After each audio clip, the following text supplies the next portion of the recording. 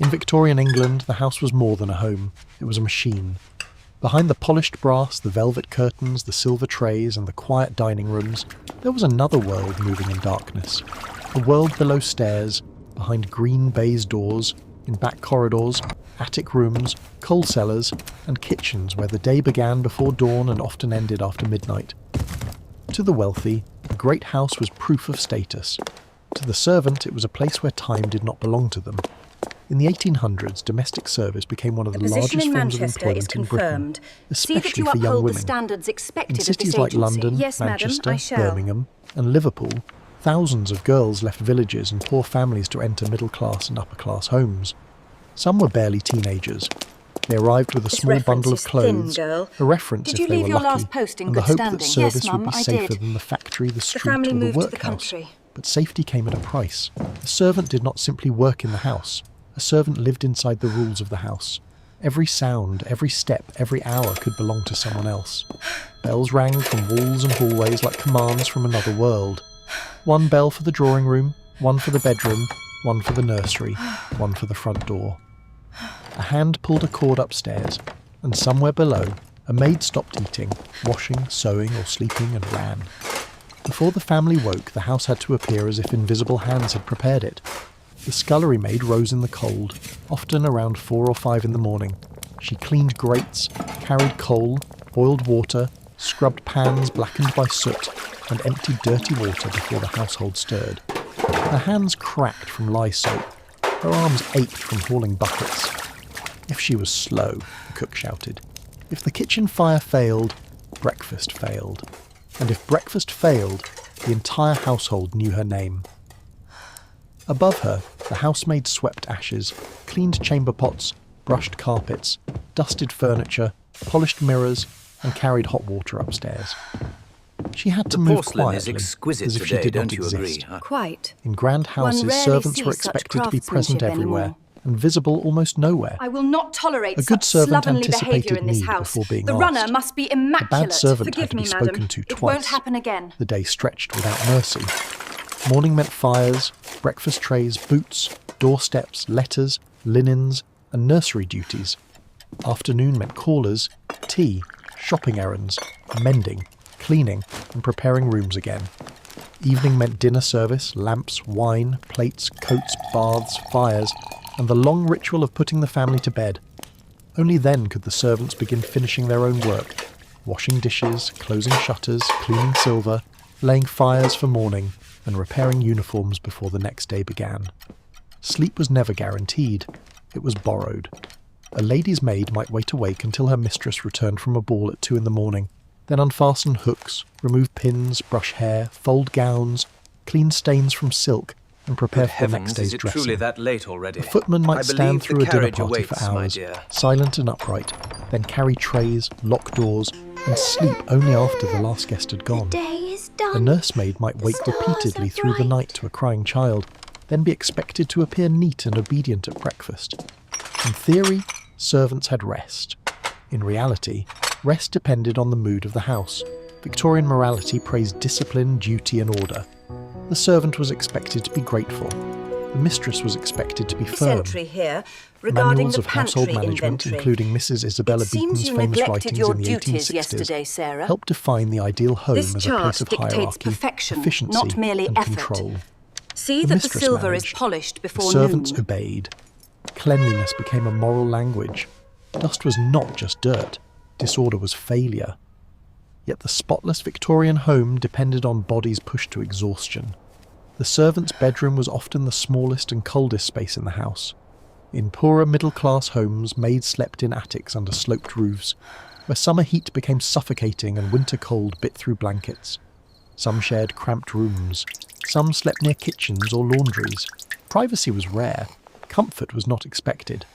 A servant could spend the day maintaining luxury and then sleep in a room with bare walls, thin bedding, and no fire. For many young women, the greatest weapon used against them was not a locked door, but a reference. A servant's character could decide her future. If dismissed without a good reference, she might struggle to find another place. That gave employers enormous power. A maid who complained could be called lazy. A girl who resisted abuse could be called difficult. A servant suspected of theft, flirtation, pregnancy, or disobedience might be ruined. In an age where reputation could be survival, the household could become a court with no jury.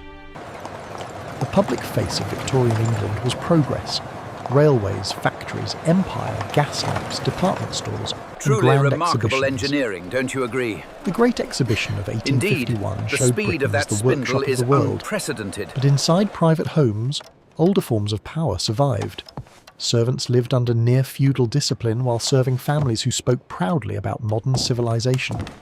And the contradiction was everywhere. The same country that celebrated industrial advancement still depended on girls carrying coal up narrow stairs.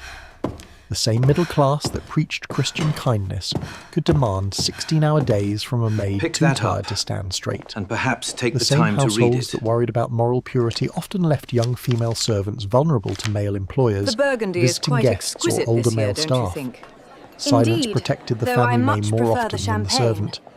Not all homes were cruel. Take this apron. Some employers Your were fair, diligence and hard some work have servants not found gone stability, unnoticed. and some I rose to trust better you will positions. continue to serve the A household kitchen well. maid could become a cook. A housemaid could become a lady's maid.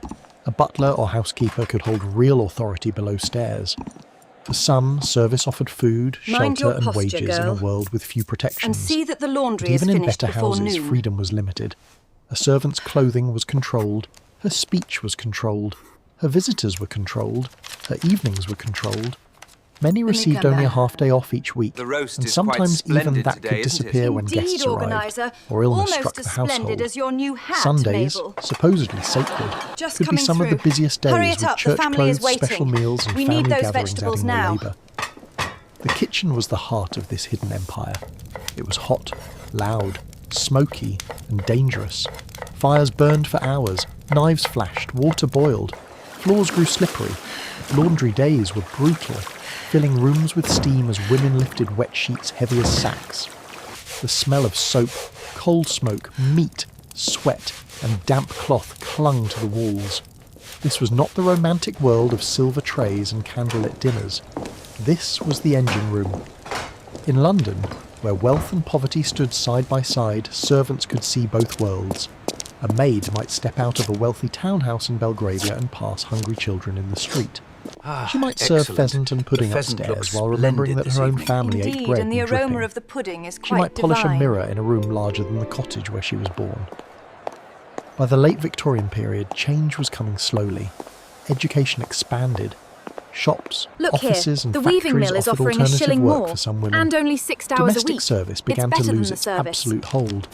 Servants became harder to find, and employers complained that girls no longer knew their place. But what had really changed was expectation.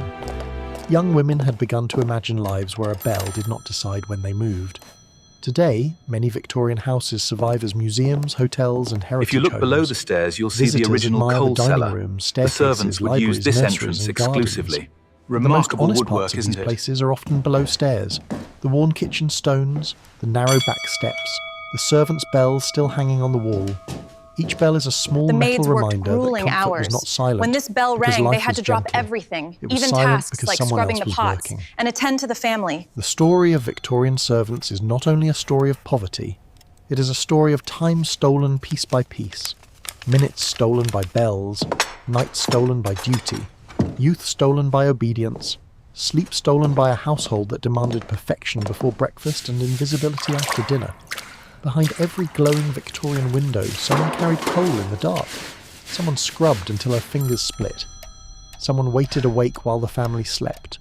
And when morning came, before the master opened his eyes, before the mistress rang the first bell, the servant was already moving through the house, tired, silent, and unseen.